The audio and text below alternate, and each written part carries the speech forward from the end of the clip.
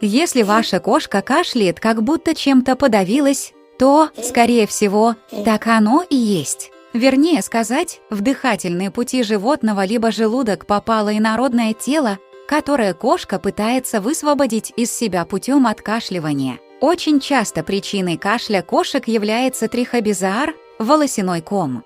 Когда кошка прижимается к полу и кашляет, это указывает, как правило, на наличие постороннего предмета в дыхательных путях животного. Зачастую кошка, пытаясь избавиться от инородного тела, кашляет, вытягивая шею. Шерсть.